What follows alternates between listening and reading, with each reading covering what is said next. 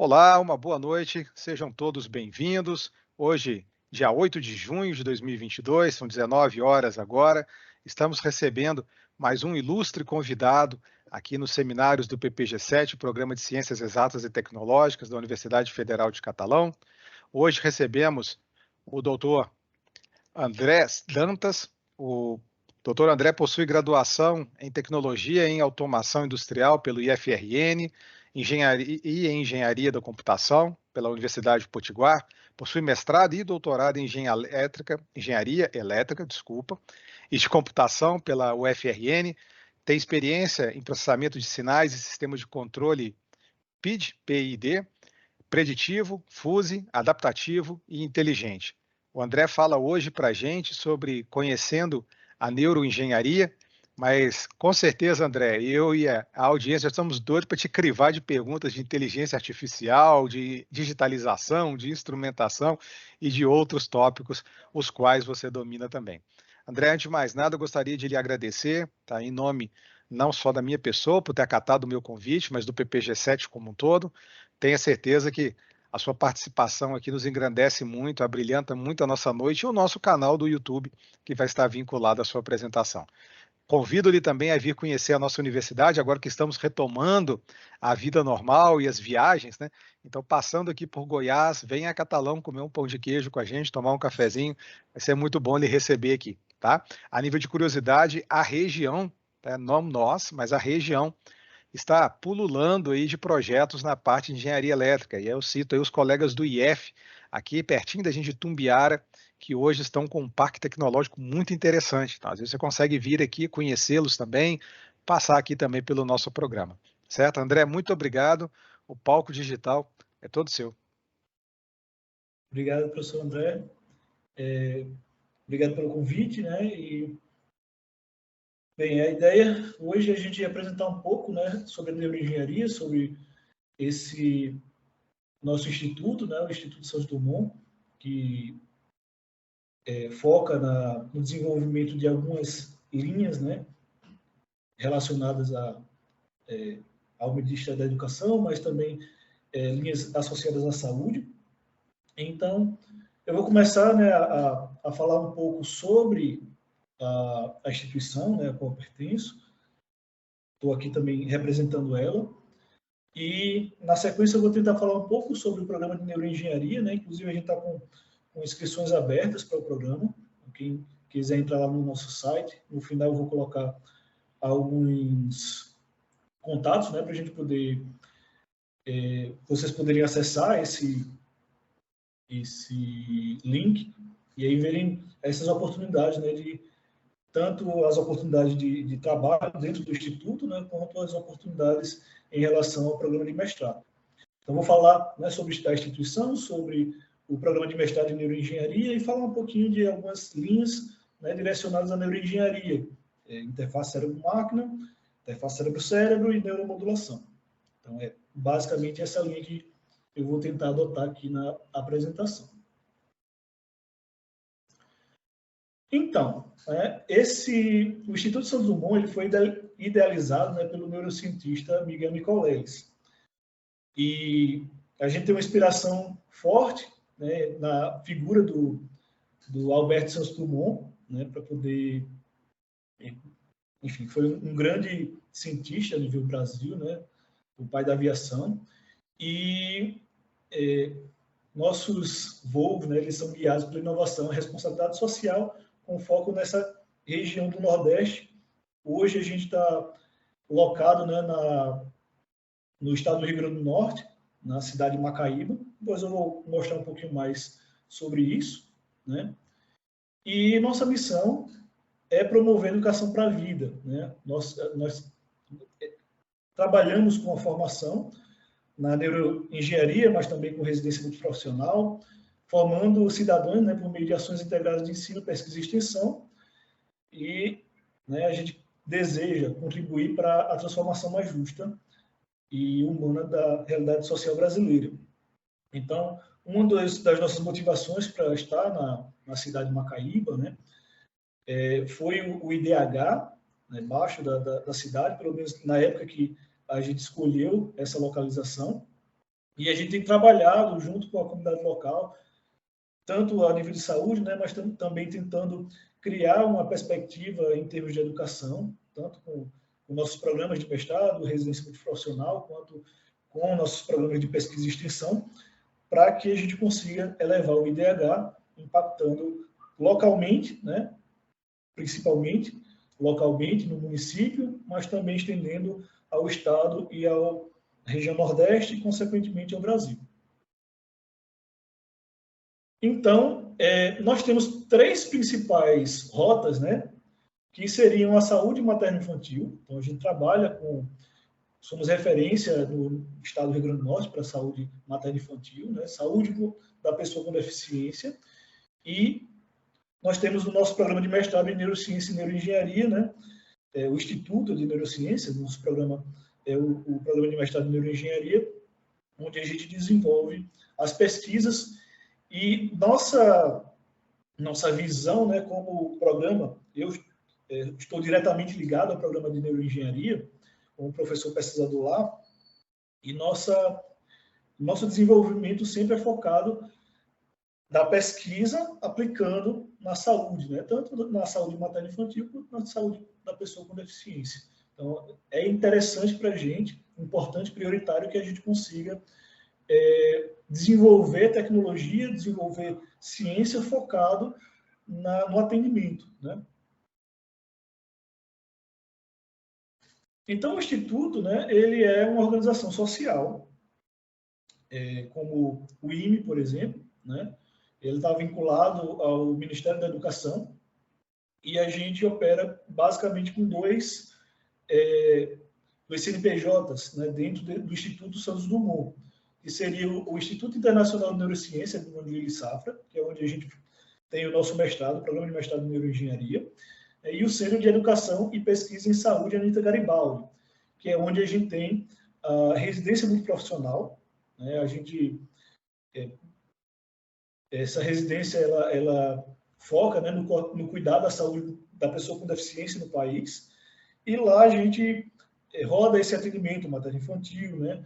A gente também tem um CR4, eu acho que mais à frente tem o Gilad falando sobre isso, onde a gente faz atendimento em reabilitação, né? O nosso foco nesse centro de reabilitação é reabilitação em 4 sentidos, né? Por isso que é um CR4. Depois eu vou falar um pouco mais sobre isso. Ainda falando sobre essas 2 instituições, né? Essa primeira aqui é o Instituto de Neurociência, né? Do lado esquerdo aqui a gente tem uma visão aérea, onde tem 2 prédios, vamos dizer assim, né?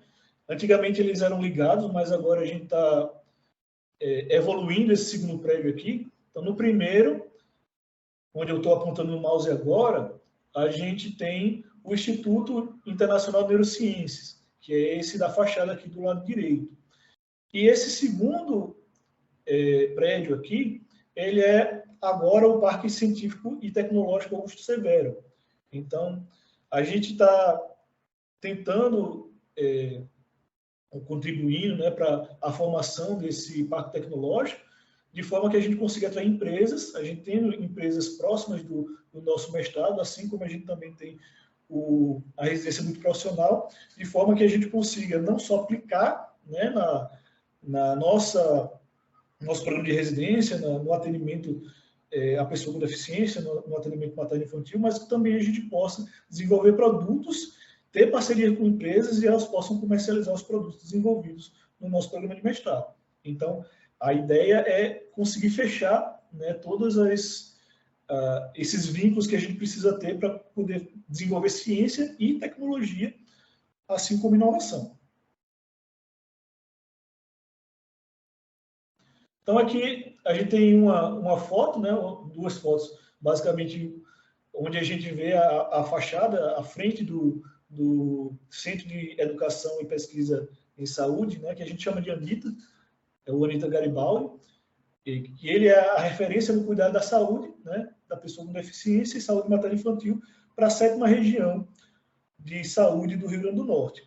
Então, basicamente, os estados são divididos, né, em regiões de saúde, e a gente é a referência nessa 7ª região de saúde. E nesse centro, né, o Anita Garibaldi, a gente também faz ensino, pesquisa e extensão. Né? Todos os nossos projetos são em torno de pesquisa, né, ensino e extensão. Então, por um lado, a gente faz isso no programa de mestrado, por outro, a gente também faz isso no nosso programa de residência profissional. Né? Então, nós temos uma visão, né, de poder atender a população do Anita, né, no cenário também de práticas de ensino, pesquisa e extensão, estudantes de graduação e pós-graduação. Né? Nessa residência também tendo um vínculo com o programa de mestrado, porque os nossos estudantes de mestrado consigam ver o atendimento e consigam ajudar no desenvolvimento de soluções, e também na padronização de protocolos, né, no atendimento lá, para que a gente possa levantar informações, a gente possa desenvolver soluções, a gente possa analisar dados, né, e fazer uma integração onde a gente possa ser mais útil. Falo da perspectiva de ciência, né, para o atendimento, que a gente possa aplicar nossos conhecimentos dentro da prática clínica, né? E, obviamente, nessa assistência ela está diretamente ligada à pesquisa, uma vez que os dois pertencem ao mesmo Instituto Santos Dumont. Então, nossa educação, né, ela precisa ser um instrumento de transformação.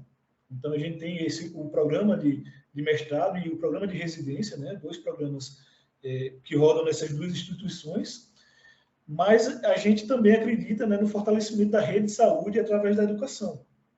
Então, para isso, a gente promove atividades de educação permanente, e aí a gente tem algumas áreas de atuação, né, que contemplam alguns municípios do Rio Grande do Norte. Então, a gente realizou, né, no ano 2021, 52 mil atendimentos, mais de 52 mil atendimentos, tanto presenciais quanto telesaúde para criança, adolescente e idosos.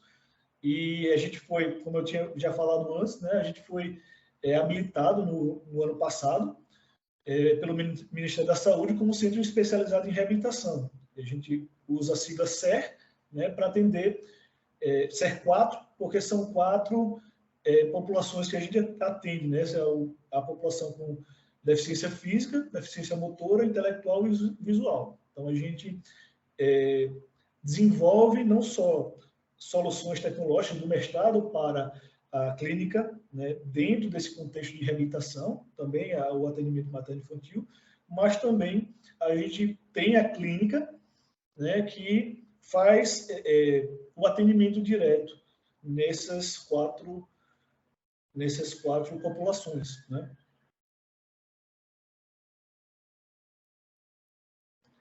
Então, alguns exemplos de atuação que a gente tem nesses pontos específicos, né, de atendimento no Rio Grande do Norte, seria o projeto Barriguda, né?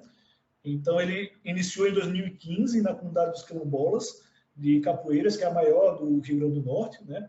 Então, a gente faz um atendimento, né, dando uma atenção pré-natal, e a gente zerou, né, a mortalidade materno-infantil de mulheres grávidas, né, no caso de eclâmpsia, né, que atingia 20%, por exemplo, dessa população, né, de mulheres.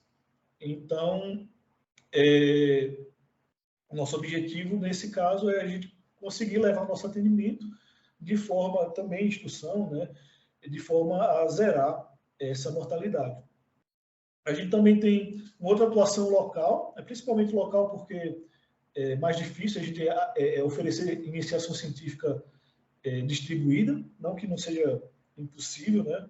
Mas nosso foco em 2021 foi abrir um pouco a iniciação científica dentro do programa de mestrado para a gente poder atrair alunos de ensino médio, para que eles possam, né, ter contato com o programa de mestrado, conseguir desenvolver algumas habilidades e poder participar, né, do cotidiano do programa de mestrado em neuroengenharia. Então, a gente também, dentro do programa de mestrado, dentro desse contexto todo, né, a gente desenvolve tecnologias que são acessíveis, né? E o nosso programa de mestrado, né, tem essa dinâmica de tentar desenvolver projetos que saiam da bancada e vão para aplicação, né, nos serviços da saúde, considerando custo, acessibilidade, né, possibilidade de impacto nessa sociedade. Então, a gente desenvolve sistemas de análise de dados, a gente desenvolve dispositivos, equipamentos, né, que possam auxiliar nesse projeto, assim como a gente também está desenvolvendo agora essa parceria, né, com o Parque Tecnológico, para que a gente possa levar esses produtos, na verdade, esses desenvolvimentos tecnológicos, para que sejam desenvolvidos como produtos nas empresas, né? Então, é interessante para a gente incentivar o empreendedorismo internamente dentro do nosso programa de pós-graduação, para que os alunos saiam também com uma outra visão, né, levando não só o conhecimento do mestrado, mas também querendo desbravar e transformar os produtos, né, desenvolvidos, o desenvolvimento tecnológico, em produtos de mercado, né, que possam atender, de fato, vamos dizer assim, em mais larga escala, a população nos serviços de saúde, né? Então, nós temos um desenvolvimento que é o Hero. Ele é um exoesqueleto, né, criado para reabilitação. A gente tem, nesse caso, foi desenvolvido para pessoas com AVE, né? E o equivalente, vamos dizer assim, de dispositivo de mercado custa $50 mil. A gente desenvolveu por $120. Obviamente, o produto sendo de baixo custo, ele ainda precisa passar por uma etapa de aceleração, né, da empresa, desenvolver o produto para etapa comercial, mas a gente consegue, né, desenvolver produtos de alta tecnologia, vamos dizer assim, que estão no mercado, com preços menores, e depois a gente tem essa visão de desenvolver esse conceito tecnológico de mais baixo custo, transformando isso num produto comercial para levar às empresas, né? O mesmo, nesse outro caso, né, o IVR, Bosch, que é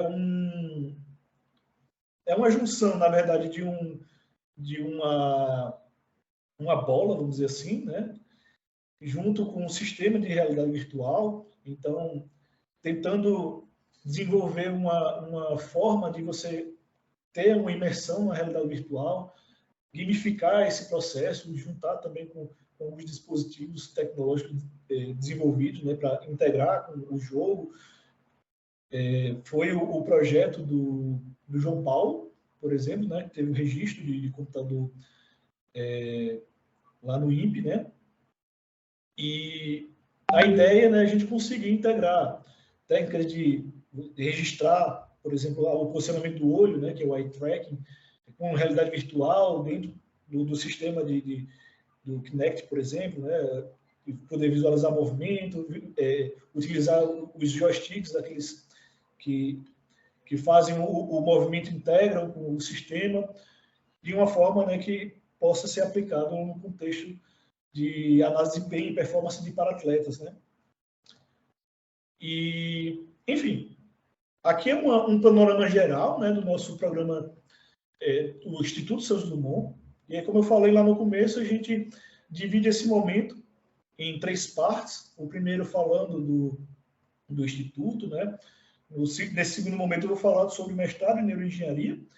E aí, na sequência, eu vou falar de alguns linhas de pesquisa, né, projetos que a gente está desenvolvendo nesse momento, não os projetos que já viraram produtos, já viraram registro de software, patentes, etc., mas falando sobre, vamos dizer assim, estado da arte daquilo que a gente está desenvolvendo e um pouco também sobre as pesquisas que eu estou desenvolvendo dentro do contexto do Instituto, né? Associando inteligência artificial com tomar decisão inteligente, com controle, com desenvolvimento de dispositivos.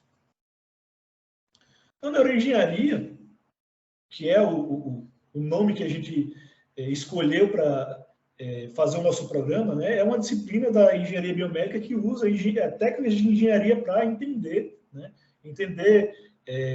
substituir, reparar, melhorar, explorar, né, propriedades e funções dos sistemas neurais. Então, em alguns casos, essa engenharia neural ela envolve o desenvolvimento de interfaces eletrônicas entre os tecidos cerebrais, né, e dispositivos. Então, num contexto geral, o programa de neuroengenharia ele visa olhar para duas linhas de pesquisa principais, pelo menos o programa que a gente construiu, né, que seria a interface cérebro-máquina e a neuromodulação. Mais na frente eu vou falar um pouquinho mais disso aí. E uma linha do tempo, assim, olhando para a neuroengenharia, né, a gente consegue ter uma visualização assim. Primeira coisa que foi desenvolvida, obviamente, depois da invenção do transistor, né, são os equipamentos de estimulação, que a gente também pode chamar de neuromoduladores, né? Então, a partir daí, a gente entende que é o começo da neuroengenharia.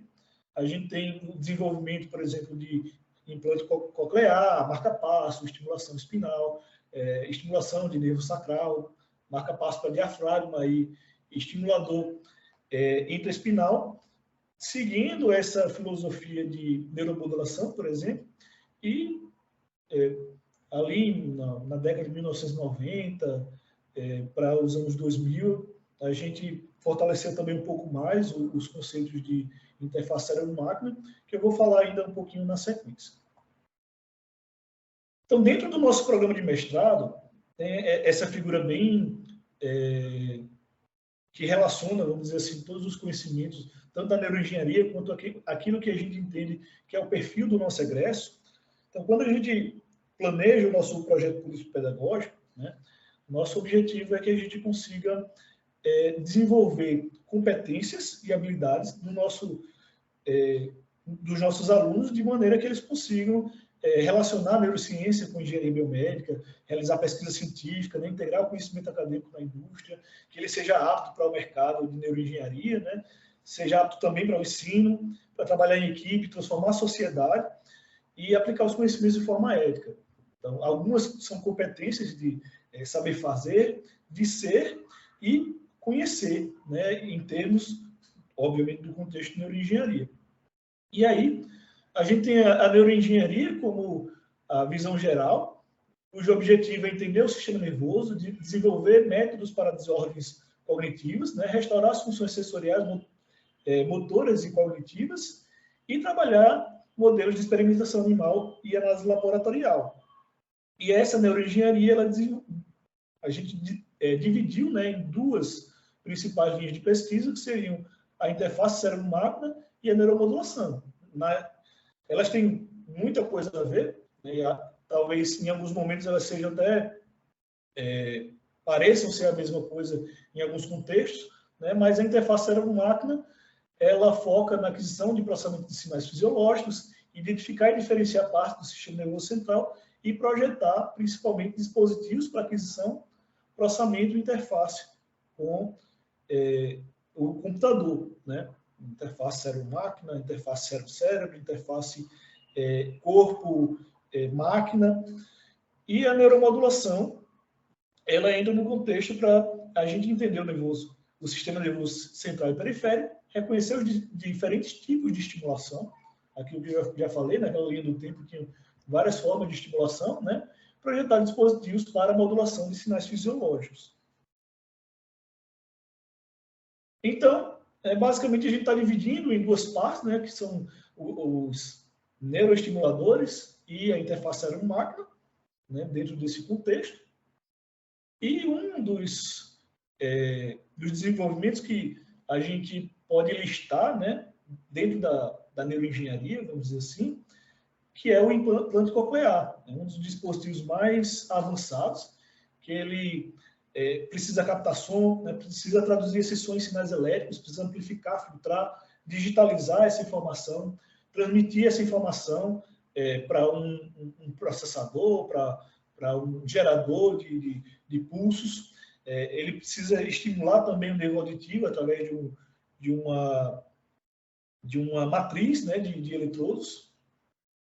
E nesse contexto, né, a gente desenvolve vários conhecimentos, né? A gente precisa entender, precisa de uma equipe multidisciplinar para poder desenvolver um projeto como esse. Por isso que o nosso programa de neuroengenharia ele é um programa multidisciplinar. A gente recebe pessoas da saúde, fisioterapeutas,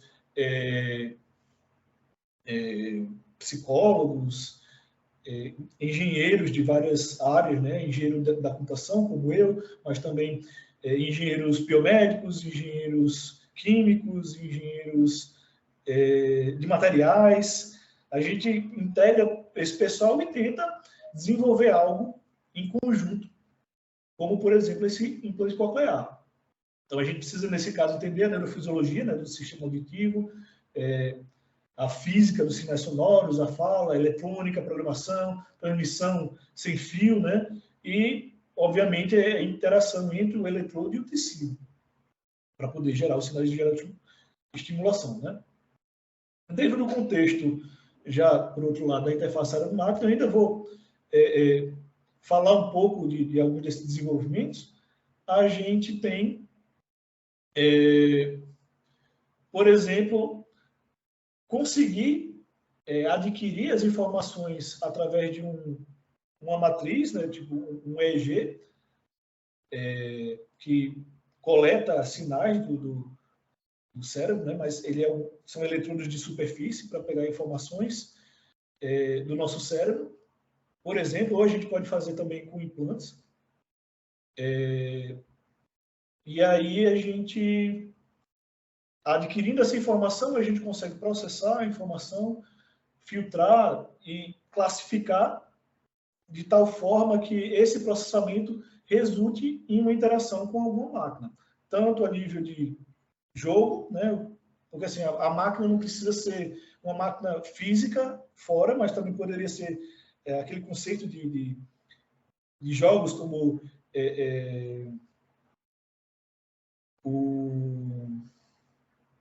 aqueles jogos de imersão que os animes falam muito, né? Mas nesse caso, tanto em imersão lá na realidade virtual, quanto no ambiente de jogo, quanto em qualquer outro dispositivo computacional. A interface cérebro-máquina entra dentro desse contexto. E é interessante a gente ver, né, que esse é um mercado que está em constante crescimento. Assim, não só por ser a área de saúde, mas também por trabalhar muito as informações que a gente tem cerebrais. Então, se a gente olhar para o mercado, e obviamente aqui tem algumas projeções, 2023, 2024, né, a gente vai ver que é um mercado que até 2024 ele vai atingir aí próximo dos 5 bilhões de dólares em produtos, né, comercializados. Então, é algo que está em desenvolvimento, né, a gente precisa seguir nesse momento, até porque há um tempo atrás, a área de programação, por exemplo, ela não era tão bem remunerada quanto começou a ser depois da pandemia, por exemplo. Se você olhar para o mercado de computação, ele deu um boom no Brasil, principalmente, né, por causa da necessidade de atualização tecnológica. E isso pode acontecer imediatamente, forçado, como no caso da pandemia, ou ele pode, obviamente, ele vai evoluir naturalmente. Em algum momento ele vai chegar no Brasil, mas ele já está sendo um crescimento real a nível mundial, né? Então, agora eu vou falar um pouquinho mais detalhadamente, né, da interface cérebro-cérebro, interface cérebro-máquina e alguns outros contextos para poder falar um pouco dos projetos que a gente está desenvolvendo no Instituto. Então, se a gente observar, nosso objetivo com a interface cérebro-máquina é desenvolver uma tecnologia capaz de gerar essa comunicação direta entre o cérebro e um dispositivo externo, um dispositivo computacional. Então, a gente precisa registrar, interpretar, decodificar, traduzir essas informações cerebrais em comandos de máquina. Então, entra ainda naquele contexto, né, do implante coclear, onde a gente precisa ler informações, a gente precisa classificar essas informações do cérebro, a gente precisa digitalizar e precisa enviar essa informação para motores ou dispositivos externos que consigam executar aquilo que o usuário, né, do sistema de interface cérebro-máquina esteja pensando. Então, obviamente aquele vídeo não é um vídeo de laboratório real, né? Foi retirado de um filme parecido com Fullmetal Alchemist, para quem assiste anime, né? Mas isso, de fato, ele é realidade ou ficção científica? A gente desenvolve essa tecnologia e como é que ela está hoje? O que a gente consegue fazer com ela, né? Então, a gente pode ter, como visto aí no filme, né, um EEG, que seria o que capta as informações cerebrais, ou a gente pode ter uma matriz de eletrodo, como essa que está mostrada aqui, que a gente faz implante. Não é em todo caso que a gente faz o implante, né? A gente tem, obviamente, um protocolo, um conjunto de regras éticas que a gente precisa seguir, né? A pesquisa ela precisa ser justificada, a gente precisa mostrar que isso vai ter alguma implicação em termos de desenvolvimento científico, tecnológico e aplicações futuras. Então, a gente não faz isso de forma displicente, né? Mas tem tipos de eletrodos que a gente pode fazer implante em seres humanos, que a gente consegue, por exemplo, modular o Parkinson, diminuir, né, os tremores do Parkinson. A gente consegue ter um impacto bem positivo com eletrodos de implante. Obviamente, é mais problemático porque ele é invasivo, a gente precisa de uma cirurgia, ou a gente pode utilizar o EEG. Né? Obviamente, o EEG não tem a mesma acurácia, vamos dizer assim, do eletrodo de implante, mas a gente consegue ainda fazer algumas análises utilizando sinais de superfície. Né? Então, o sistema completo, né, passa por algumas etapas. A gente faz a aquisição do sinal cerebral, então tem um protocolozinho, a gente precisa utilizar uma substância que vai melhorar o contato desses eletrodos com a cabeça, né, para que a gente possa coletar as informações corretas de cada região. E essas informações, uma vez que a gente inicia a coleta de dados, né, essa aquisição, a gente precisa fazer um pré-tratamento dessas informações para que a gente possa extrair características e classificar. Então, nesse caso aqui é um exemplo onde a pessoa está pensando em andar, correr, em sentar, deitar. Ele pensa em atividades, né? Por exemplo, utilizando imagética motora.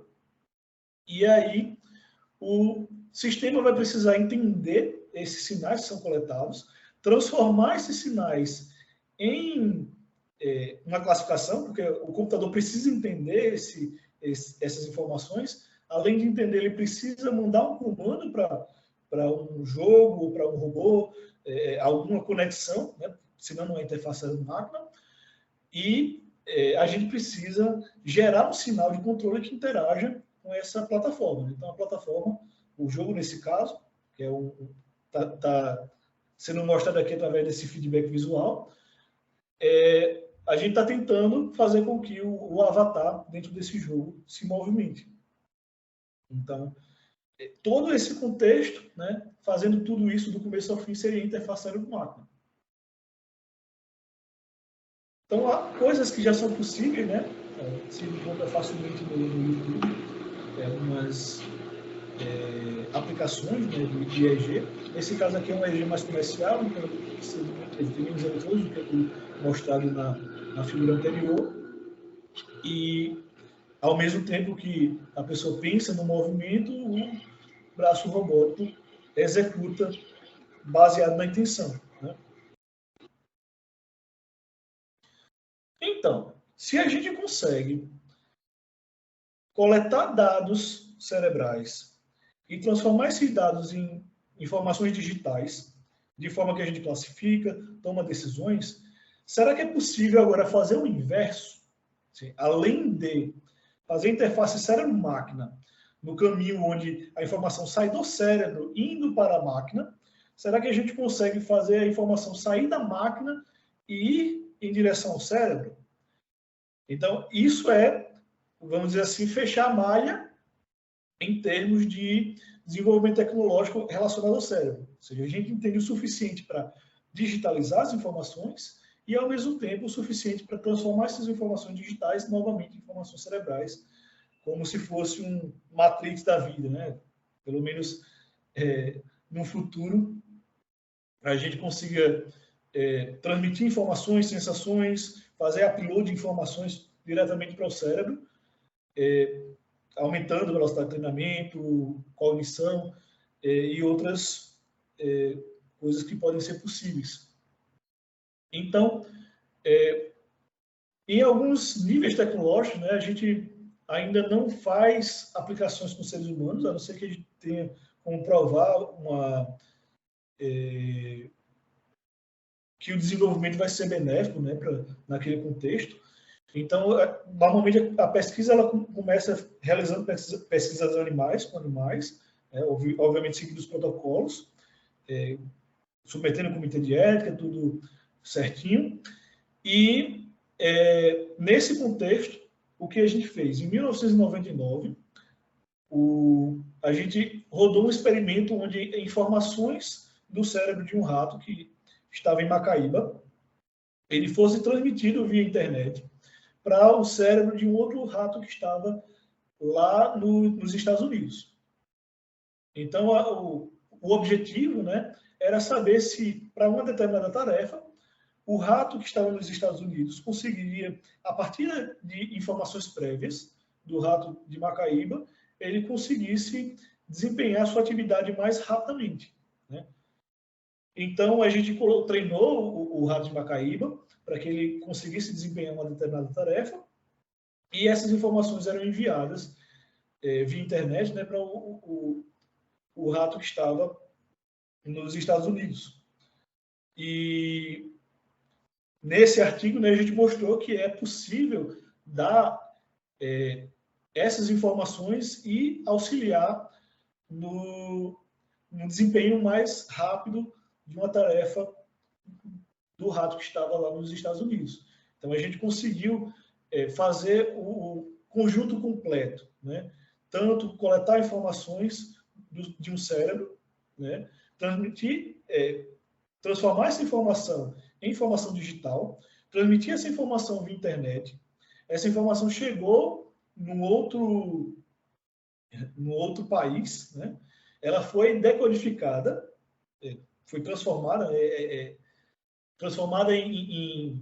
sinal analógico, né? E estimulando um cérebro em outra região, baseado, obviamente, no sinal digital que foi transmitido. E isso resultou, né, em aprendizado, um aprendizado mais acelerado a partir de informação enviada de um outro cérebro. Onde é que chegam essas pesquisas, né? Quando a gente pensa assim, estamos realizando, né, pesquisa animal com o objetivo de desenvolver a ciência para que a gente possa fazer um atendimento de saúde que seja mais geral, né? Seja mais capaz de resolver os problemas como um todo. Então, dentro do contexto do ser humano, uma das aplicações é usando DBS, por exemplo, estimuladores cerebrais, que a gente, por uma cirurgia, consegue fazer o implante, e aplicar esse conceito de neuromodulação no contexto de Parkinson, por exemplo. Então, aqui a gente tem uma filmagem, né? Em dois momentos aqui está acontecendo, vou até pausar aqui. Do lado esquerdo, a gente tem um DBS com SCS desligado, o SS especificamente, que é um estimulador, né, implantado, e a mesma pessoa com esse dispositivo desligado.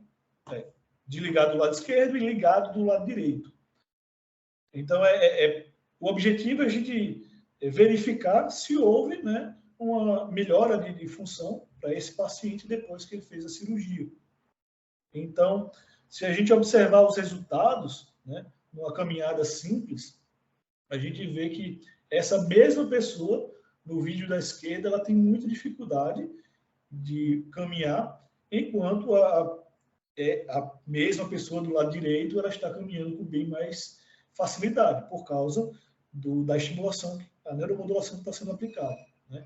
Então, dá para ver claramente aqui um ganho direto na qualidade de vida dessas pessoas, né? Elas conseguem andar mais facilmente, conseguem beber, comer, sem tantos tremores e sem tanta dificuldade quanto tinha antes da cirurgia, por exemplo, antes da estimulação com os dispositivos que a gente consegue implantar. Então, tem vários casos, né? Não é um desenvolvimento acidental, a gente mostra que implantes realizados com várias pessoas têm os mesmos resultados, significa que a gente estudou previamente no modelo animal, a gente entendeu como é que essas relações acontecem no cérebro, por exemplo, de um rato, um camundongo, a gente tentou, exportou esse conhecimento para o modelo primata não humano, e aí, na sequência, a gente aplica no ser humano, de forma que, como tem resultado, a gente entende que todo esse desenvolvimento foi importante no contexto da aplicação com os seres humanos, né? Então, dentro desse contexto, uma das perguntas que a gente pode fazer, dado que a gente consegue trabalhar com neuromodulação, que a gente consegue trabalhar com melhora das funções de uma pessoa com Parkinson, por exemplo, será que a gente consegue ajudar, auxiliar na reabilitação, tanto cognitiva, visual, auditiva, quanto né, no contexto do CER4? Como é que a gente consegue levar a ICM para esse contexto, acelerando a reabilitação das pessoas que têm alguma condição?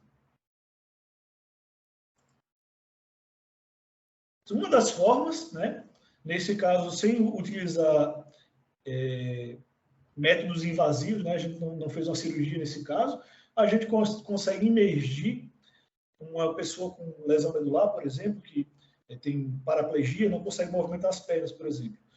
E aí, nesse contexto, ela pensa no movimento de andar, né, movimentando as pernas, e ela consegue visualizar dentro do ambiente virtual as pernas dele se movimentando, obviamente, no ambiente virtual.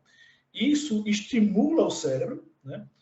E também a gente tem a necessidade, na sequência, isso é uma etapa, né, de tentar fazer o movimento das pernas também. A gente tem o Locomatic, que ajuda nesse processo, de forma que a gente consiga fazer com que o cérebro pense no movimento de caminhada, ao mesmo tempo que a gente consegue executar esse movimento através de dispositivos externos, equipamentos, e aí isso, de alguma forma, gere uma neuroplasticidade, fazendo com que o corpo desenvolva mecanismos para, digamos, passar, né, bypassar essa condição, se desenvolvendo e voltando a ter funções motoras de movimento nas pernas, caminhada e assim sucessivamente. Aqui a gente tem... Já ajustou o coeficiente, já está tudo contexto, certo, né, tá? Agora, se a gente como eu colocar... falei, então tem um equipamento que a gente consegue fazer a leitura dos sinais cerebrais, tem um equipamento que a gente consegue fazer o movimento, então, mesmo que a pessoa não tenha mais a capacidade de fazer o movimento, a gente consegue utilizar equipamentos que auxiliem, né, na caminhada. E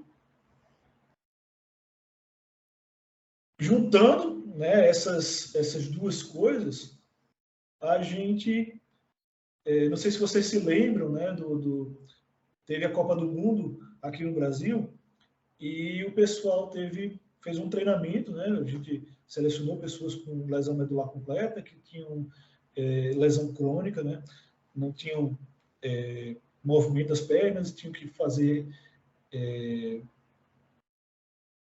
terapias e, enfim, o movimento é feito todo pelo exoesqueleto, né? E aí lá ele deu chute na bola, foi os 30 segundos mais assistidos aí da Copa do Mundo naquele momento, mais de 1 bilhão de pessoas assistindo. E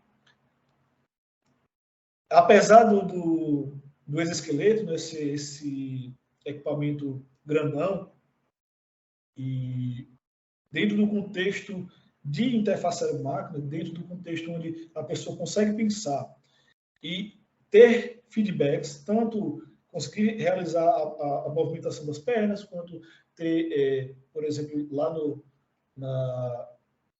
no pé, né, vamos dizer assim, do robô, a gente tem alguns sensores que captam o tipo de terreno que é pisado e mandam feedback de vibração, por exemplo, ao braço da pessoa que está utilizando o exoesqueleto. Então, esse aumento de informações, essa correlação entre as informações entre o cérebro e o corpo ajudam no processo de reabilitação, e tem algumas publicações que mostram já que é possível a gente voltar a ter até 50% do peso do próprio corpo. Né?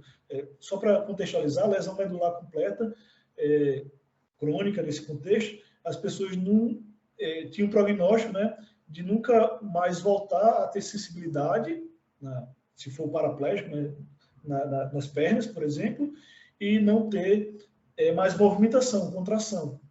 Então, a gente consegue já ver, utilizando essas estratégias, que alguns conseguem tanto recobrar sensibilidade quanto recobrar movimentação. E aí, no ambiente suspenso, que a gente chama de 0G, você levanta o peso do corpo do paciente no tratamento, eles conseguem levantar até 50% do peso do próprio corpo. Né? Uma coisa que antes de aplicar essas estratégias era impossível de acontecer, hoje está se tornando possível, porque a gente tem um entendimento melhor do cérebro, a gente tem um entendimento melhor de como fazer a conexão do cérebro com equipamentos, fazendo com que a gente aumente a quantidade de informações correlacionadas para que essas pessoas que têm alguma condição consigam reabilitar, né, pelo menos nesse contexto de lesão medular. Aqui tem algumas descrições, né, de qual é o nível da lesão, se é lesão completa, incompleta, quanto tempo ele tem de lesão. E, nesse contexto, uma das coisas que a gente entendeu é que o exoesqueleto ele é um equipamento caro, né? Não necessariamente não tem nenhuma aplicação, tanto é que é utilizado, né, por pessoas para... A gente tem vários dispositivos para poder levantar o cadeirante, para poder ficar em pé, escovar os dentes, fazer outras coisas com o exoesqueleto, mas naturalmente, como a gente tem que desenvolver um equipamento mecânico, ele é um pouco mais custoso, porque você tem que desenvolver peças, todas elas têm formato tecnológico, então é muito material também. Então, uma das alternativas que a gente tem tentado pensar nesse contexto é como a gente consegue utilizar o próprio corpo do paciente, os próprios músculos, porque assim, se a pessoa tem lesão medular, não significa que ela não tem estrutura muscular, né, abaixo do nível da lesão. Significa que ela não consegue utilizar isso de alguma forma. Então, será que a gente conseguiria fazer uma interface entre o que o paciente está pensando e um dispositivo de estimulação muscular que pudesse contrair os músculos em uma sequência sincronizada com aquilo que o paciente está pensando, fazendo com que ele possa movimentar o próprio corpo, que ele possa estimular os próprios músculos durante o movimento? Será que isso vai ser um incremento tanto na velocidade de reabilitação do paciente quanto em ganho de funcionalidade, e você vai deixar em pé utilizando o próprio músculo, você também vai fazer exercício, né? Será que a gente consegue ganhos utilizando essa tecnologia? Em princípio, a gente sabe que é uma tecnologia que é mais barata do que a do exoesqueleto, porque ela vai se restringir a eletrodos e a circuitos.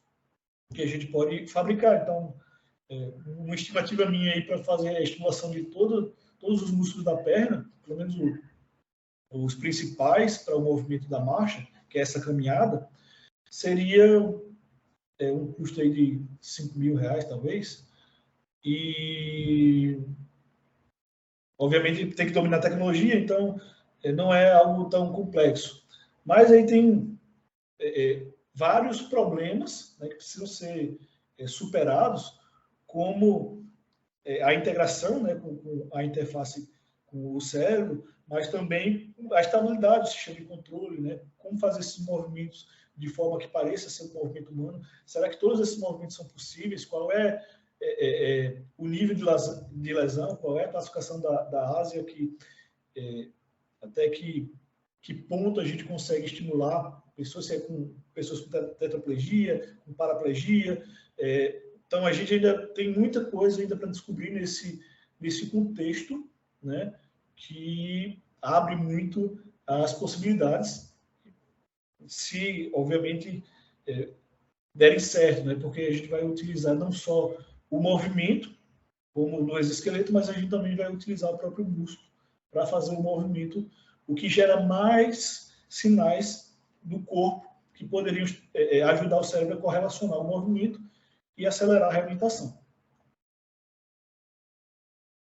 Então, nesse terceiro momento, vou falar sobre alguns projetos que a gente tem desenvolvido, né, no Instituto, que, enfim, são os mais variados possíveis. Tem reabilitação, neuromodulação, tem pesquisa com animais, até o ser humano, né? E dentro desse contexto, a gente tem projetos voltados para identificação de comportamentos, por exemplo, algumas questões mais, vamos dizer assim, psicológicas. Se a gente consegue gerar um modelo animal que representa a bipolaridade, por exemplo. Então, quando ele tem bipolaridade, ele tem um determinado comportamento dentro de um ambiente, o rato.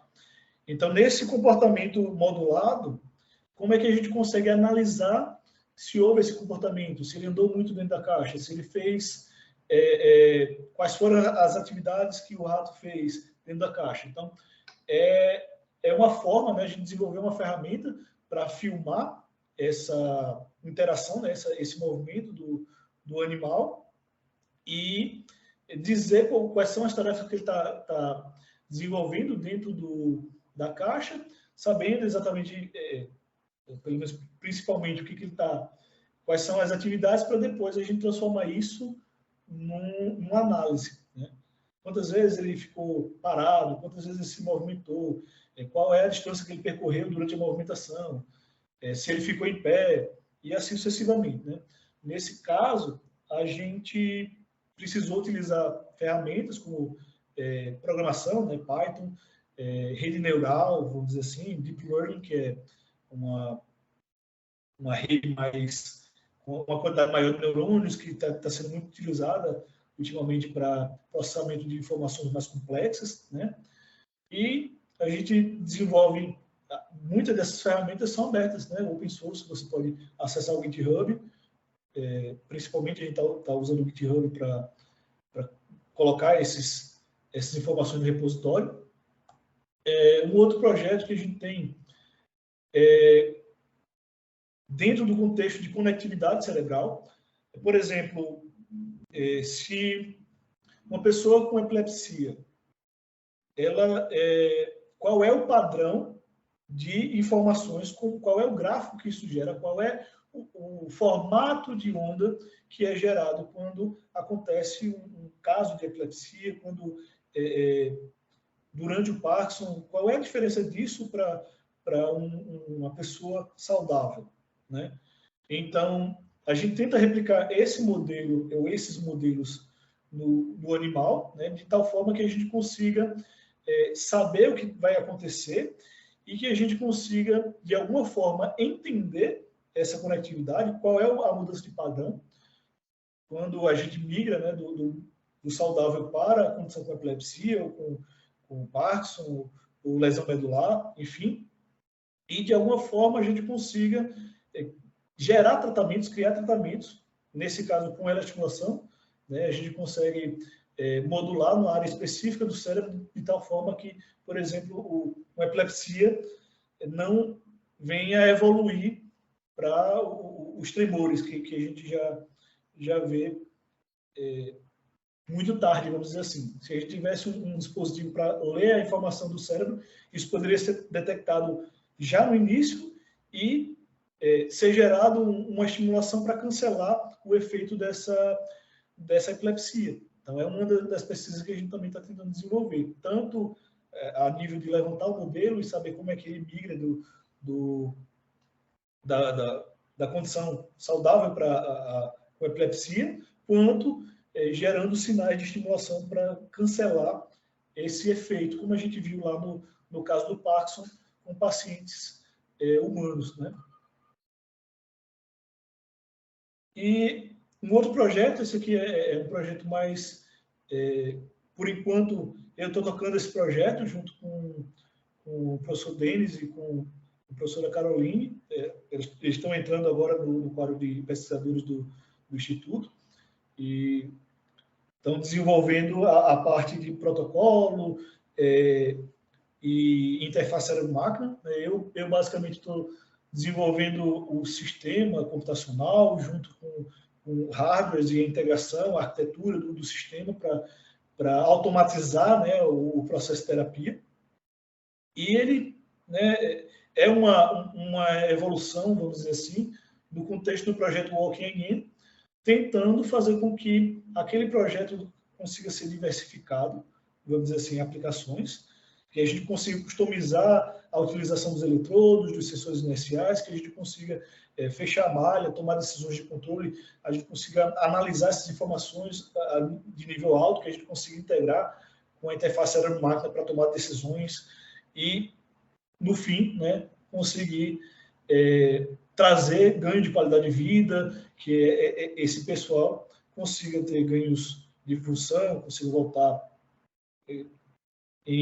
no caso, nos melhores casos, conseguir voltar a andar, por exemplo. Então, a gente entra, né, nesse contexto de desenvolvimento de dispositivos, de ajudar na terapia, né, integrar com tecnologias para que a gente consiga utilizar toda essa infraestrutura em benefício dos pacientes. Então, aqui tem bastante tecnologia utilizada, né? Então, a gente tenta aplicar, né, para classificação, detecção de padrões, fuzzy, redes neurais, algumas ferramentas de desenvolvimento de programação, como o Qt Creator, que é uma IDE, modelagem matemática, tem bastante, sistemas lineares, aprendizado de máquina, identificação de sistemas, controle PID, comunicação Wi-Fi. Então, a ideia é levar, né, o nível tecnológico daquilo que vocês viram do movimento de caminhada com eletroestimulação para um nível mais alto, onde a caminhada seja feita de forma suave, que ela não só aconteça, mas também ela esteja integrada com interface cérebro-máquina, e isso seja estudado até o ponto de gerar reabilitação, né? Não é só fazer o paciente andar, mas fazer com que ele ande e que durante a reabilitação haja uma diminuição da interação da máquina, da estimulação, e haja um aumento da força, vamos dizer assim, do paciente, e ele consiga andar utilizando o próprio corpo sem o auxílio do equipamento. Então, conseguir fazer essa transição, de fato, é a ideia final desse projeto, né? Então, ele vai desde utilização de jogos, né, de ambientes virtuais para comparação de controladores, como é que isso acontece na simulação computacional, se a gente tentar controlar a articulação do joelho, a articulação do tornozelo, do quadril, tentar estimular esses músculos, né, quadríceps, isquiotibiais, enfim, do corpo, de tal forma que eles consigam sincronizar e realizar um movimento, né, que a gente deseja, ainda nesse contexto, né, para aplicar na reabilitação. O objetivo não é só fazer o movimento. O movimento é uma etapa. Pode parecer assim incrível fazer o movimento da caminhada para uma pessoa que não iria mais andar, mas eu sempre digo que essa é a parte mais fácil, né? A parte mais difícil é a gente conseguir garantir que isso, porque o exoesqueleto já faz caminhar, né? O que a gente está atrás não é da caminhada. A caminhada é um passo, é importante, mas a gente está atrás, de fato, de ganho de qualidade de vida, de reabilitação, para que a pessoa consiga voltar a andar sem o auxílio de nenhum equipamento. Esse, de fato, é a parte difícil, né? Então, a gente já desenvolveu sistemas de controle no contexto da articulação do joelho, do tornozelo, né? Então, a gente desenvolveu um software, esse software já é um software antigo, a gente já tem um desenvolvimento tecnológico melhor do que esse.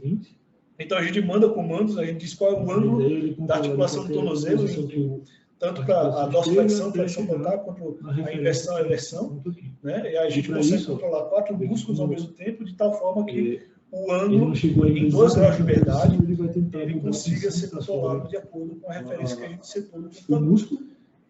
Nesse caso, né, a gente não fez um teste com pessoas com lesão medular, porque nesse momento a gente ainda estava desenvolvendo o circuito. A gente estava validando o circuito e validando as rotinas de controle. Então a gente precisava de alguém que tivesse sensibilidade e pudesse dar feedbacks para a gente.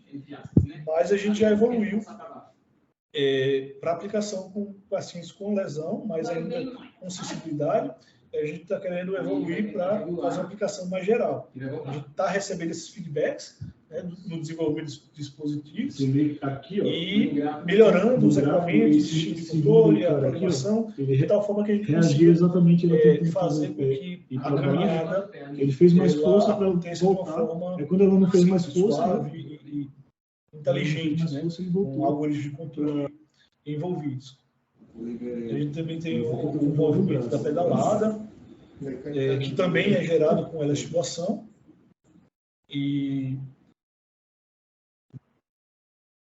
enfim, vocês já viram que é possível, né, fazer o movimento de estimulação dos músculos, e tanto o movimento vamos dizer assim, do impulso que a gente precisa para fazer o movimento da caminhada, quanto movimentar o joelho e os quadris, como vocês viram lá no vídeo primeiro, né? O que falta, de fato, é isso ficar mais próximo de um produto, né? Startar e parar todo o sistema, conseguir fazer isso rapidamente, né? De forma que seja aplicável no contexto da reabilitação. Normalmente o atendimento dura 1 hora, não deve passar de 2 horas, então a gente precisa acelerar esse setup, né, de montagem do dispositivo. Ele precisa ter uma comunicação boa, precisa integrar com o sistema de atendimento. Então tem muita coisa ainda para desenvolver para virar um produto, né? A gente está evoluindo na parte científica, mas também faz sentido a gente desenvolver isso como produto, porque, como eu falei, né, desde o começo, nosso objetivo é entregar isso para a clínica, para que o paciente consiga usufruir do desenvolvimento tecnológico que a gente está construindo, né? Então, a gente tem a expectativa de melhora de funcionalidade, né, melhorar essas terapias relacionadas à reabilitação, aumentar a capacidade de diagnóstico também, que a gente consiga associar alguns instrumentos de avaliação com as informações que são coletadas em tempo real, dos sensores de movimento, dos sensores e dos estimuladores também, e com isso tudo a gente consiga impactar na qualidade de vida dos pacientes. Então, em termos de linhas de pesquisa, é isso. E só para deixar aqui um pouco de como funciona, né, o Instituto, a gente está aberto a visita. Se quiserem marcar uma visita para visitar o Instituto, para conhecer as instalações, conhecer os mestrantes, conhecer o contexto da residência do profissional, conhecer os equipamentos que a gente utiliza dentro do programa, ter um contato com os mestrandos, falando sobre as suas percepções do que desenvolveram, enfim.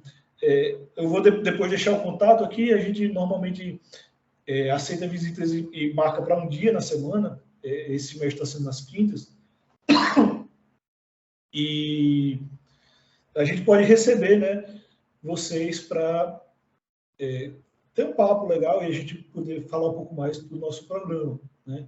A gente também tem o simpósio de neuroengenharia, a gente roda ele anualmente, né? Normalmente nesse segundo semestre.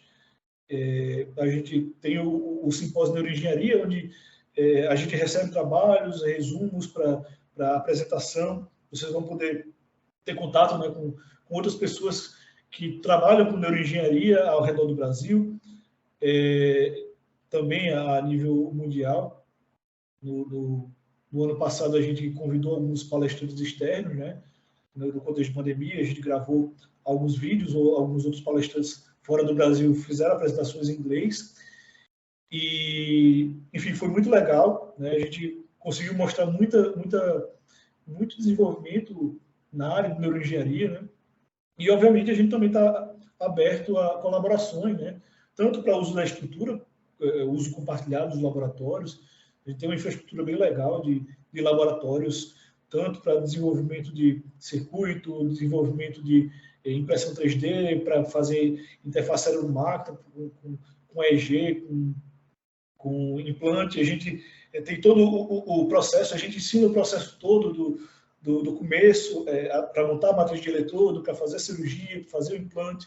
Então, é bem completo, vamos dizer assim, o programa de mestrado. Para quem quiser fazer da pesquisa animal até a pesquisa com seres humanos, a gente tem uma infraestrutura bem legal e, obviamente, estamos abertos a colaborações com outros pesquisadores, com outros institutos, outras universidades, para que a gente possa, obviamente, contribuir para o desenvolvimento da neuroengenharia. A gente também tem o programa de iniciação científica, né? A gente recebe alunos de universidades, tanto para passar um tempo, por exemplo, a gente recebe alunos internacionais, né, de outros países para visitar a gente, passar um tempo com a gente, se enquadrando em alguns projetos, desenvolvendo junto com a gente. Ao mesmo tempo que a gente tem programas mais contínuos com alunos de universidades mais próximas daqui, né? E também a gente tem duas formas de interagir com o mestrado a nível de disciplinas, especificamente, né? A gente pode receber alunos especiais. Então, por exemplo, você está na graduação e você quiser, dentro da iniciação científica, pagar algumas disciplinas do mestrado como aluno especial, ou até fora do mestrado, pagar algumas disciplinas como aluno especial. Você pode se matricular na disciplina, obviamente com autorização dos professores que ministram a disciplina e com o número de vagas aberto suficiente para isso. Os alunos podem pagar a disciplina, né?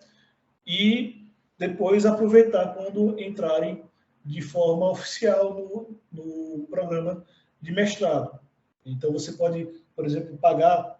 O pessoal da residência, por exemplo, o profissional, eles pagam algumas disciplinas. Se eles optarem, eles podem pagar algumas disciplinas do mestrado, por exemplo, entrar no programa de mestrado depois da residência do profissional e terminar o mestrado em um ano, se assim eles desejarem, né? Se conseguirem também desenvolver o trabalho deles em um ano, está dentro do contexto de acelerar, né, em 3 anos, o nosso aluno conseguir, por exemplo, ter uma residência multiprofissional junto com um mestrado em neuroengenharia. Assim como também o aluno de iniciação científica conseguir pagar as disciplinas e quando ele ingressar no mestrado, ele já ter disciplinas ou parte das disciplinas pagas, acelerando assim o desenvolvimento do mestrado, se assim for possível, dentro do contexto da pesquisa que foi acordada com o seu orientador, né? Então, a gente tem essas formas de interação, vamos dizer assim, com a comunidade, com outras pessoas, com outros grupos de pesquisa, outros alunos. E, enfim, estamos abertos a parcerias, né? Vou deixar aqui o nosso contato, né? Então, se vocês gostaram da apresentação, querem participar ou conhecer mais sobre o Instituto, a gente tem o nosso site, né, o www.isd.org.br. Lá vocês vão ver tanto a oportunidade de como trabalhar com a gente, né? A gente abriu vaga para pesquisador, para técnico de laboratório, abrimos vagas também para o ANITA, com atendimento médico. Eventualmente, a gente está abrindo vagas para atendimento, né? Também para o programa de mestrado, assim como existem oportunidades para a residência multiprofissional, né? Para entrar como aluno na residência e como aluno no programa de mestrado, que também está aberto. As inscrições estão abertas para vocês poderem participar do processo seletivo, né? Então, vocês também podem seguir a gente lá no Instagram, né, no @ISD na rede, ou vocês também podem mandar um e-mail para comunicação@isd.org.br, ou, se vocês quiserem, também podem mandar um e-mail para mim, que é o andré.dantas@isd.org.br. E aí eu posso tentar ajudar vocês, tirar dúvidas e, enfim, vou tentar auxiliar no que for possível para esclarecer dúvidas sobre o nosso programa, sobre o ISD. E é isso aí. Eu agradeço pela oportunidade, professor André, de poder apresentar um pouco do Instituto, um pouco das nossas linhas de pesquisa, um pouco do nosso programa de mestrado, de residência multiprofissional. E estou aberto a perguntas, se vocês quiserem fazer alguma pergunta nesse momento. Se não, fico aí disponível no contato. André, agradeço. Desculpa ter te interrompido, tá? André, agradeço pela palestra fantástica, cara, brilhante, assim, essa fusão, né, da automação, passando pela mecatrônica e pelas ciências humanas para chegar aí na medicina, né? Essa parte de próteses, de órteses, é fantástico, e essa parte assim, de trazer de volta o movimento de uma pessoa que por algum motivo o teve privado, né? Isso aí, assim, é comovente, né? Acho que assim, só quem já passou por qualquer situação de perda é que vem a valorizar, pelo menos na sua plenitude, né? Então, cara, assim, eu acho fantástico esse tipo de iniciativa, esse tipo de pesquisas, e acho ela assim com um retorno social gigantesco, né? Por mais que a gente vê até umas estatísticas falando assim que o número de pessoas pode ser um quantitativo pequeno, para aquela pessoa ela é única, né? A vida dela é a que importa. Então, parabéns mesmo pelo mérito da pesquisa. André, nós temos uma pergunta aqui do nosso aluno Vitor Rocha. O Vitor é aluno do doutorado de Ciências Exatas e Tecnológicas, ele lhe parabeniza, tá? Fala que é muito legal a iniciativa do Instituto, as linhas de pesquisa e a abrangência das mesmas, mas ele diz que o que a chamou a atenção foi o grande desafio de se pesquisar num tema multidisciplinar, né? E aí, assim, com certeza, a multidisciplinaridade é uma consequência da sua apresentação, porque todos ficam curiosos, e eu também, tá? Aí eu queria que você falasse um pouquinho para a gente como é que é essa questão de estar num time multidisciplinar e como que vocês gerenciam os conflitos internos. Obrigado. Obrigado pela pergunta, Vitor. Então, nesse momento, eu estou passando por uma... É incrível, assim, a gente poder trabalhar em equipe, né? Porque, assim, antes de entrar, eu estou há 3 anos no Instituto, né? E antes de entrar, eu não tinha essa imersão na área da saúde, né? E a gente vê, por um lado, uma necessidade, né, desse contexto da saúde, de desenvolvimento tecnológico, tem muita coisa que ainda a gente pode contribuir, mas também você aprende muito, porque quem está acostumado a lidar com equipamento, com programação, com hardware, vai ter um pouco mais de dificuldade de contextualizar aí. Então, eu aprendi muito, né? Tenho aprendido muito com os professores que são meus colegas, com os alunos, inclusive, com as pesquisas que a gente está desenvolvendo. E, assim, o desafio é grande, mas a gente tem profissionais muito competentes, muito qualificados para fazer isso, né? Por exemplo, a equipe que a gente está gerenciando, por exemplo, tem um engenheiro eletrônico, que é o professor Denis, tem eu, engenheiro da computação, tem a professora Caroline, que é fisioterapeuta. Então, a gente está desenvolvendo experimentação com seres humanos, utilizando eletroestimulação.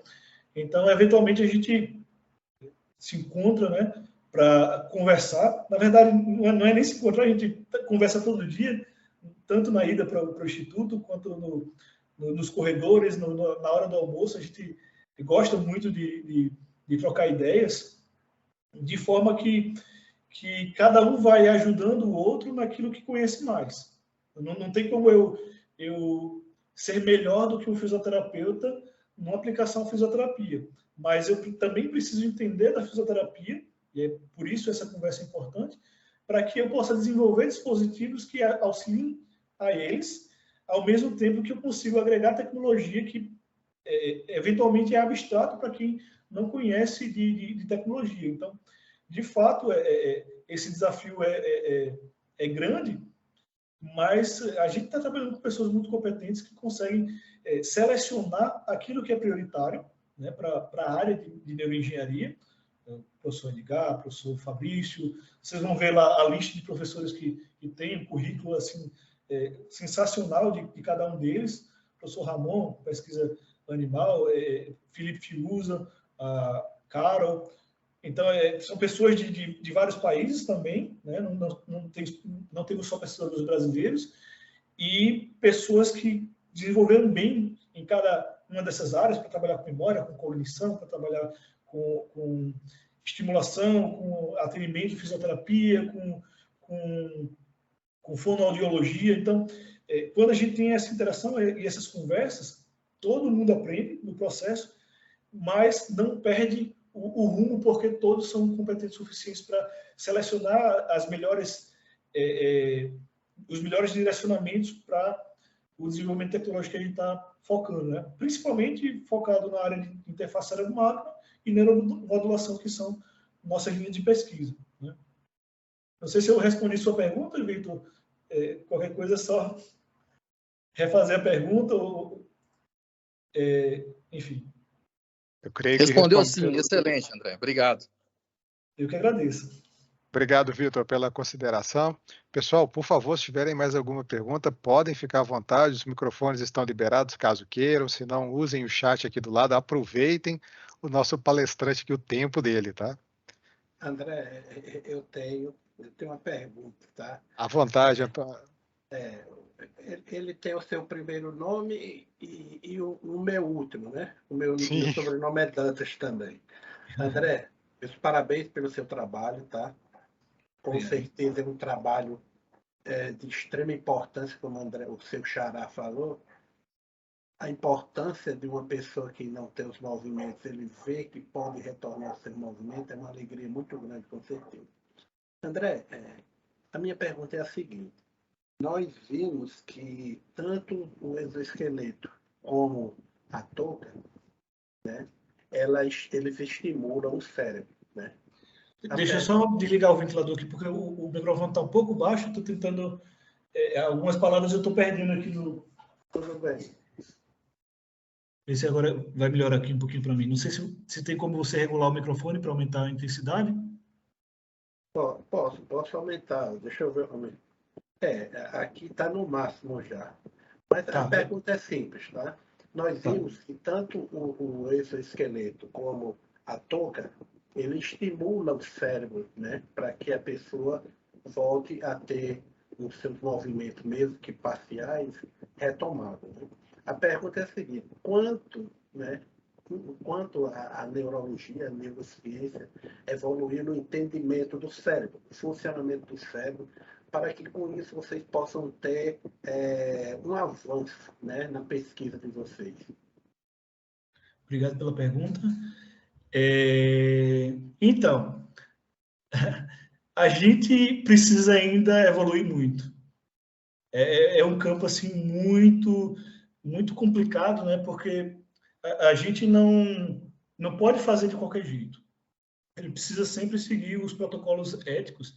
Então, a gente tem uma sequência natural de aplicação. Por exemplo, se a gente for desenvolver um novo fármaco para Parkinson, epilepsia, ou, enfim, qualquer condição relacionada ao cérebro, a gente não vai fazer isso num paciente, no ser humano, porque, enfim, por motivos óbvios, a gente não sabe se aquilo de fato vai ter um resultado positivo, quais são as complicações que vão ter. Então, uma das coisas que a gente precisa fazer é desenvolver modelos computacionais e modelos animais, né? Quando a gente consegue fazer com modelo computacional, ótimo. Quando a gente não consegue, a gente vai, infelizmente, precisar de alguma forma de evolução, e essa forma menos impactante seria com o modelo animal. Então, a gente precisa, de alguma forma, induzir aquela condição, né? Mostrar que... e nisso a gente já tem vários modelos que a gente pode utilizar. Isso também é conhecimento em relação ao cérebro, né? Então, a gente pode criar um modelo de epilepsia, um modelo de lesão medular, um modelo de Parkinson. Então, tem várias formas conhecidas que a gente consegue gerar essas condições, né, no animal, de tal forma que, uma vez que essa condição ela é gerada, a gente parte agora dessa condição para saber como é que a gente consegue recuperar o animal para que ele possa, ou estudar, né, conhecer. Então, o que acontece a nível químico nesse animal?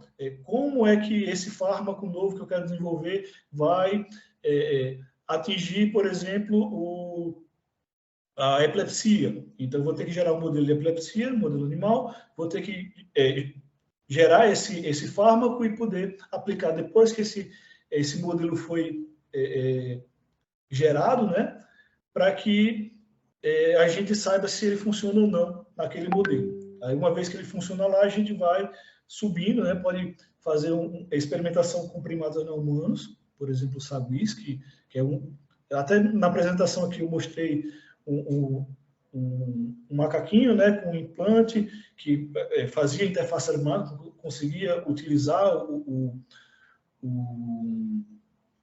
um braço robótico, conseguir dirigir carro, tem várias coisas que consegue fazer. Então, essa parte motora a gente tem algum entendimento. Algumas condições a gente já tem, pelo menos as áreas de estimulação, onde a gente consegue estimular para minimizar, por exemplo, o efeito de algumas dessas condições, como eu falei, né? Parkinson, epilepsia, lesão medular, principalmente. Né, tem outras condições que estão dentro desse contexto. E, enfim, a gente continua pesquisando porque a gente sabe que tem muita coisa ainda para ser desenvolvido, né? Eu falei ainda de algumas coisas, né, que tem desenvolvido, a gente já tem alguns modelos que a gente consegue replicar, mas, por exemplo, quando a gente vai estudar mais detalhadamente, alguns efeitos que acontecem, por exemplo, no modelo animal, podem acontecer de forma diferente no modelo de primata não humano. Então, aí você precisa seguir toda essa etapa. Daí que vem a preocupação ética, né, no desenvolvimento, e isso, obviamente, também limita a evolução talvez mais rápida se a gente tivesse um modelo computacional, se a gente fosse fazer aplicações, porque, enfim, não é só fazer ciência, né? É fazer ciência com ética e responsabilidade. Obrigado, André. Obrigado. Obrigado, André, pela resposta. Mais alguma pergunta, pessoal? André, então eu tenho algumas aqui para lhe fazer. Igual ele disse, me interessa muito. André, eu sou engenheiro de Minas, tá? Sou professor aqui na Universidade Federal de Catalão já desde 2010 e sou doutor na área de materiais. E um tema que eu tenho tentado evangelizar, pregar, e aí quase me mandaram para o manicômio já algumas vezes por conta disso, é a mineração espacial, tá? E alguns aqui já até me ouviram falar sobre tal assunto. E lá no começo, quando a gente começou a mostrar isso no Brasil, o pessoal achava que era ficção científica, porque não sabia de movimentos que estavam acontecendo. E hoje a gente vê uma convergência nos países de primeiro mundo atrás de recursos não renováveis do nosso planeta, mas que se encontram no exterior, que se encontram fora, tá? E hoje é inocência achar que nós vamos mandar pessoas lá para o espaço para fazer esse tipo de atividade laboral, né? Além de ser caro, é inseguro, aumenta demais a complexidade das nossas atividades e vem na nossa cabeça, lógico, ou os robôs ou o ser humano daqui, por telemetria, por algum acesso qualquer, controlando braços e membros lá fora. Nós vamos precisar das interfaces, as quais você mostrou, né? E aí a minha primeira pergunta para você, assim, pensando num desafio tão grande quanto esse, né? Que a telemedicina já está acontecendo e as telecirurgias já estão acontecendo, né? O que você vê, André, como avanço nessa área nos próximos anos e, por outro lado, desafios presentes a serem superados? Uma pergunta bem complexa. Agradeço pela pergunta, vou tentar formular aqui da melhor maneira possível. Então,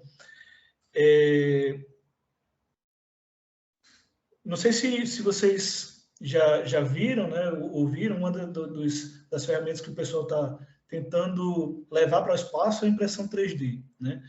E aí, uma das formas de impressão 3D, consegue com materiais, né, com barro, com cimento, mas também a gente consegue fazer impressão com metal.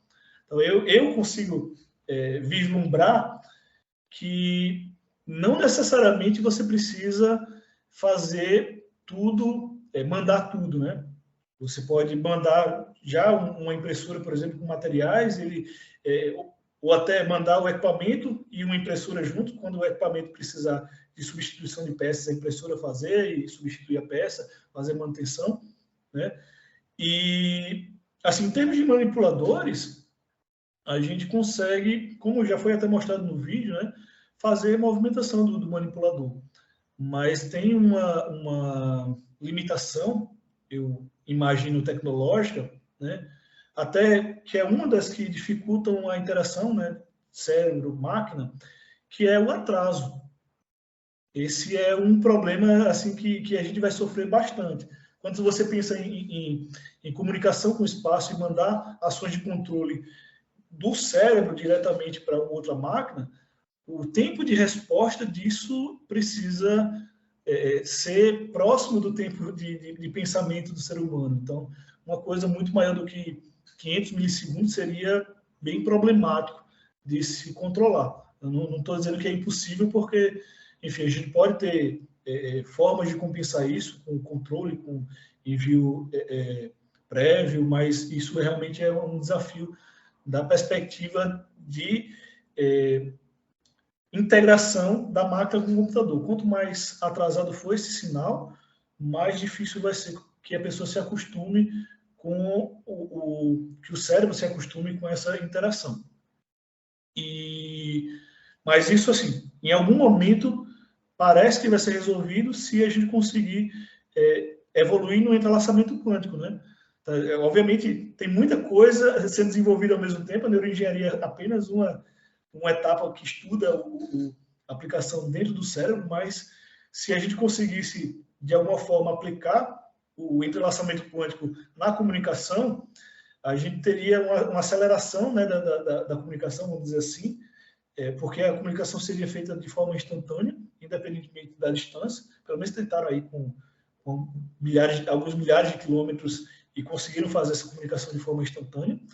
E aí esse problema do atraso já diminuiria, dependeria apenas do poder computacional dos computadores, e aí nesse caso seria realmente bem mais fácil de gerar essa comunicação. Então, de fato, sim, eu não vejo impossibilidade, né, mas são muitos desafios, tanto a nível de desenvolver os foguetes, os sistemas de controle para estabilização das máquinas, quanto para a operação disso remotamente, e quem sabe também imersão, né? Porque se você vai operar o robô remotamente, você provavelmente vai querer também poder visualizar isso em 3D, em tempo real, com imagens de qualidade, com tendo visualizações, tendo informação de vários sensores, para poder saber qual tipo de terreno você está lidando, o que você está visualizando, se ali tem água, se tem ouro, se tem minério de qualquer tipo.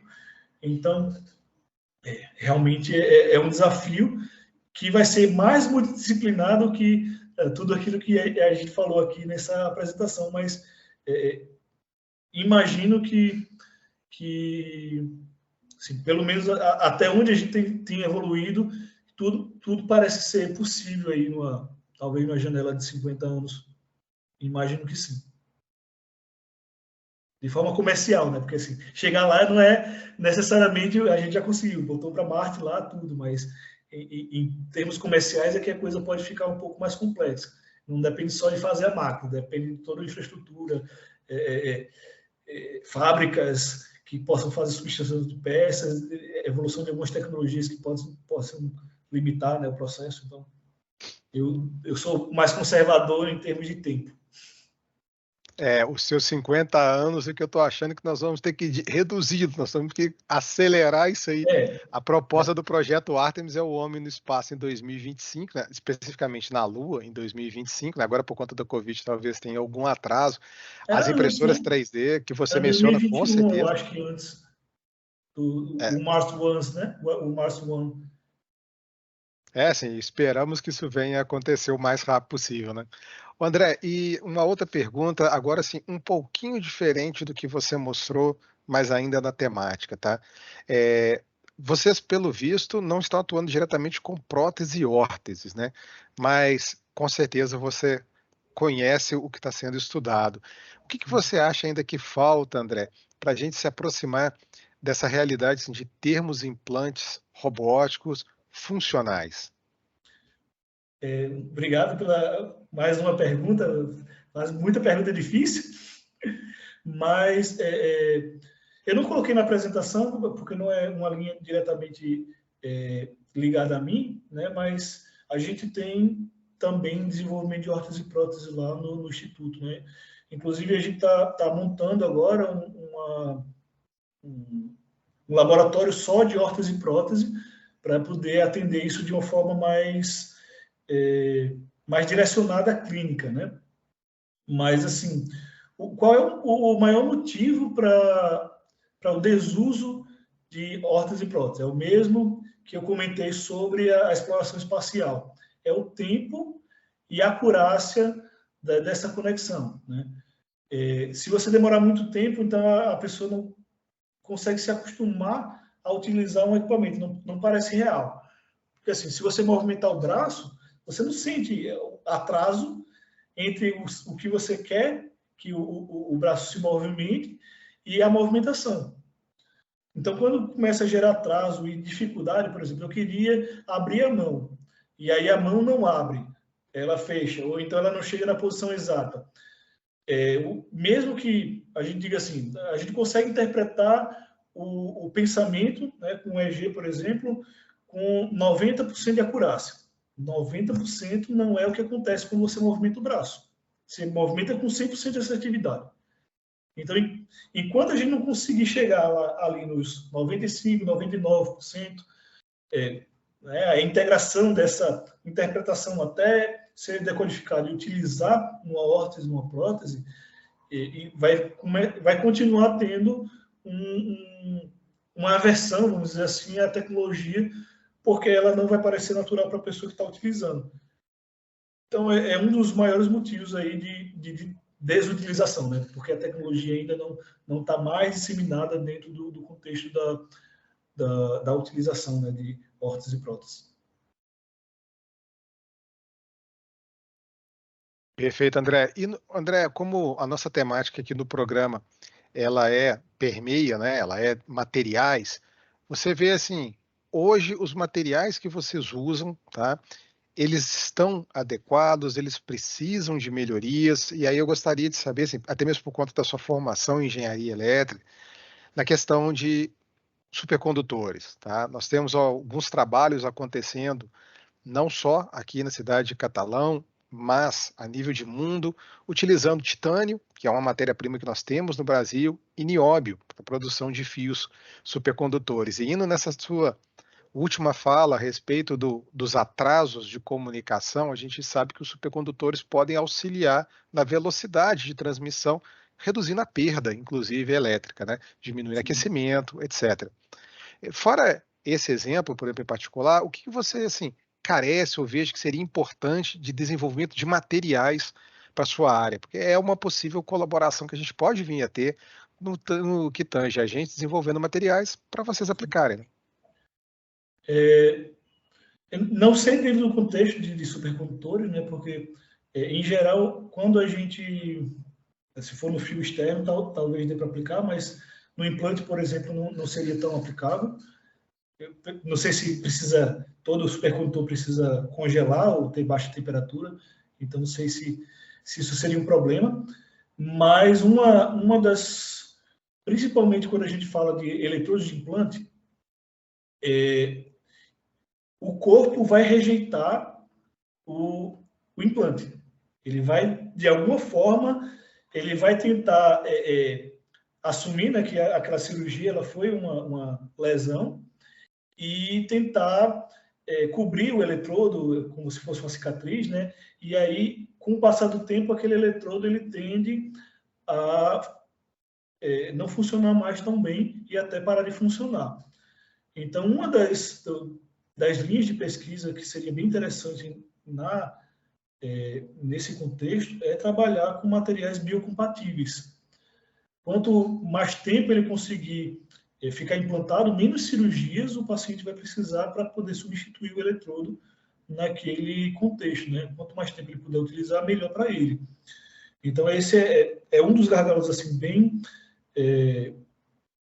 necessários. Então, quando a gente vai falar de materiais, aí, eu não sei se biomateriais entram no contexto do que você falou, mas, por exemplo, o pessoal tem trabalhado bastante com optogenética, que é basicamente você injeta um vírus, né, que ele reage à luz e aí ele aumenta a condutividade, por exemplo. Então você pode fazer um implante de um LEDzinho, vamos dizer assim, né, e aí fazer a injeção com o vírus. E aí pela frequência da luz você consegue aumentar a intensidade, diminuir essa luz azul, luz verde, depende do vírus, fazendo com que aconteça um efeito semelhante à eletroestimulação.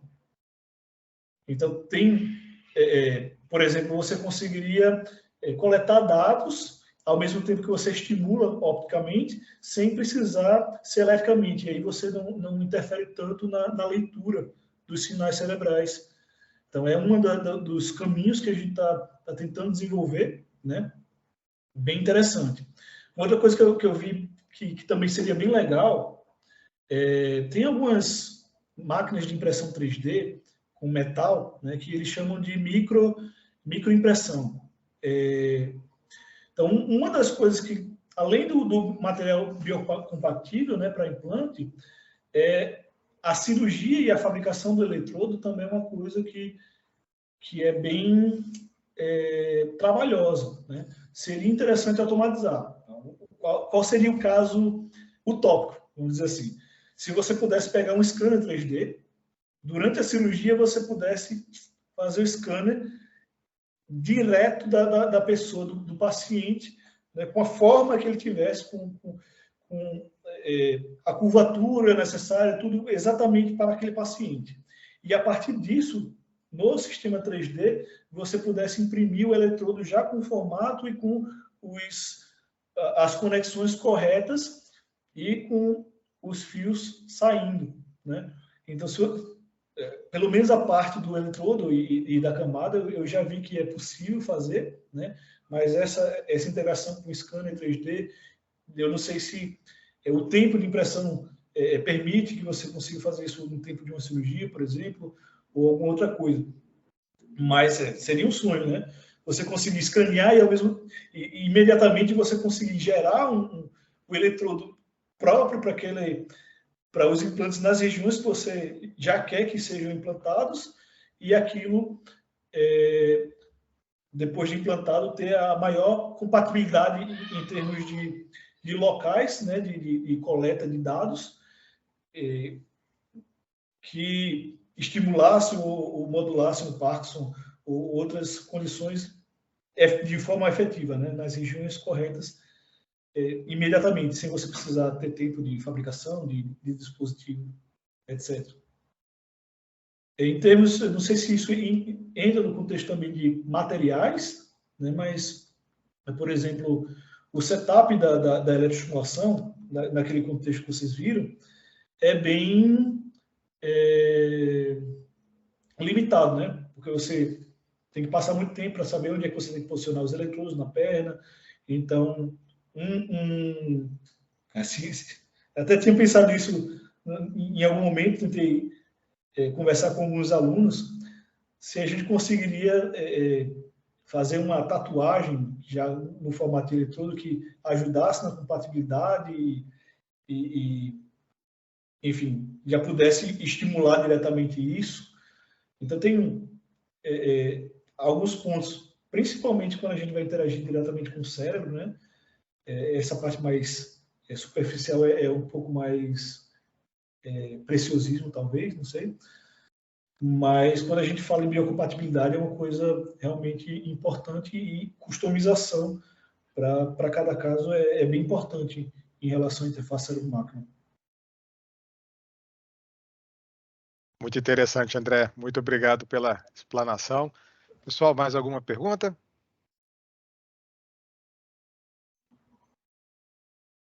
Não? Então, André, novamente lhe agradeço, em nome de todos aqui participantes, em nome de todo o PPG7, nos coloco à disposição para qualquer colaboração que eventualmente você e seu grupo de pesquisa vislumbrem, contem conosco, realmente que nós temos total interesse em expandir os horizontes aqui do curso e da universidade através das parcerias, e seria uma honra para nós poder colaborar com vocês. Novamente, fica à vontade para vir nos fazer uma visita, tá? E, quiçá, vir aqui tomar um cafezinho conosco. Obrigado, André. Obrigado a todos também. Já deixei meu contato, então vocês podem entrar em contato. Eventualmente eu passo o meu contato de WhatsApp, às vezes, para o pessoal, para poder ter uma conversa mais direta. E aí a gente pode ir conversando, estabelecendo parcerias. Fica à disposição também. E gosto muito desses momentos assim de poder compartilhar e também poder aprender. Nesses momentos, perguntas difíceis são feitas e a gente tem que pensar e levar em consideração todo o conhecimento que a gente já tem, e eu gosto muito dessa interação. Então, agradeço mais uma vez, e para vocês que vão ficar aí no YouTube e assistir novamente, também deixo o contato, vocês podem entrar em contato tanto comigo, quanto com a comunicação, quanto seguir nas redes sociais, e até uma próxima, se assim houver o convite e a gente puder mostrar um pouco mais do nosso trabalho em alguns outros momentos. Considere o convite já feito para o próximo ano, você retornar e mostrar as inovações e as evoluções. Pessoal, muito obrigado, então, a todos aqueles que nos acompanharam aqui ao vivo, né, e para aqueles que aqui estão assistindo essa apresentação. Muito obrigado, até a próxima.